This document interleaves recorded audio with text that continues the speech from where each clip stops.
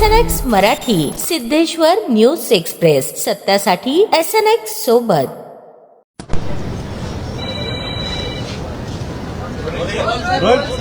Sir, एक महत्त्वाचं विधेयक आलेलं पाहायला मिळतं. पंचायत समिती आणि जिल्हा परिषदेतील नगरसेवकांची संख्या वाढणार आहे. काय नेमकं आहे, कशा पद्धतीने संख्या वाढणार आहे? नाही, जिल्हा परिषद आणि पंचायत समितीमध्ये एक नवीन विधेयक आज आपण आणलं आणि त्यामध्ये जिल्हा परिषदेमध्ये सदस्य संख्येच्या 10% सदस्यांना स्वीकृत सदस्य म्हणून घेता येईल.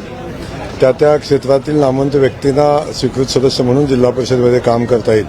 त्याच अनुषंगानं पंचायत समितीमध्ये सदस्य संख्येच्या 20% सदस्य हे स्वीकृत सदस्य म्हणून पंचायत समितीमध्ये घेता येतील आणि तेही जे स्थानिक स्वराज्य संस्था बळकट करण्याचं काम करण्यासंदर्भात हे बिल सभागृहामध्ये आणलं आणि त्यातून जिल्हा परिषद आणि पंचायत समितीमध्ये स्वीकृत सदस्य घेता येतील.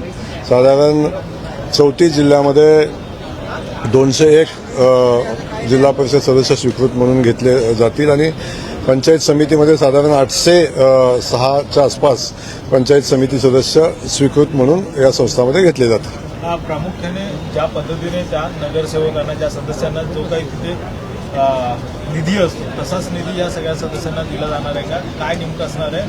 कारण की ज्यावेळेस कामं करायचे असते त्यावेळेस एक निधीचा प्रश्न निर्माण होतो. नाही, स्वीकृत पंचायत समिती सदस्य आणि स्वीकृत जिल्हा परिषद सदस्य यांना निवडून आलेल्या जिल्हा परिषद सदस्या इतकेच अधिकार राहतील.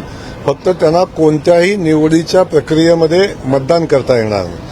त्यामुळे निधीचं वाटप करत असताना जेवढा निधी निवडून आलेल्या सदस्यांना मिळेल तेवढाच निधी स्वीकृत घेतलेल्या सदस्यांनाही मिळेल. त्यामुळे मतदान सोडून बाकी सगळे अधिकार हे स्वीकृत सदस्याला राहतील आणि त्या अनुषंगानं निधीची तरतूद पण या स्थानिक स्वराज्य संस्थांमध्ये केली जाईल.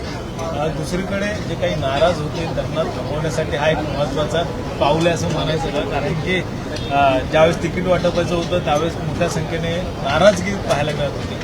ते कुठेतरी संपलेल असं म्हणायचं असं नाही, कोण नाराज आहे याची व्यवस्था करण्यासाठी बिलकुल हे विधेयक आणलेलं नाही.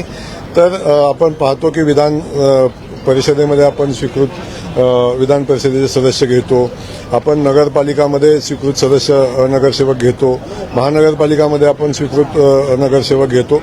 त्याच अनुषंगानं ग्रामीण भागातल्या स्थानिक स्वराज्य संस्थांमध्ये स्वीकृत सदस्य घेण्याची पद्धती काही कालखंडापासून बंद होती. ती पद्धती नव्यानं चालू करण्यासाठी हे विधेयक सभागृहामध्ये आणलं होतं आणि त्यातून या ग्रामीण भागाच्या पायाभूत सुविधा उभ्या करणाऱ्या ज्या संस्था आहेत त्या संस्था बळकट होतील आणि या ज्या सदस्यांना ज्यांच्यामध्ये क्षमता आहे, जे समाजसेवक आहेत, या क्षेत्रामध्ये काम करतात पण निवडून येणं त्यांना शक्य नाही अशा लोकांना या संस्थेमध्ये घेऊन त्यांच्या ज्ञानाचा, त्यांच्या कर्तृत्वाचा उपयोग या संस्थांमध्ये व्हावा म्हणून हे बिल आपण विधानसभेमध्ये आणलं होतं.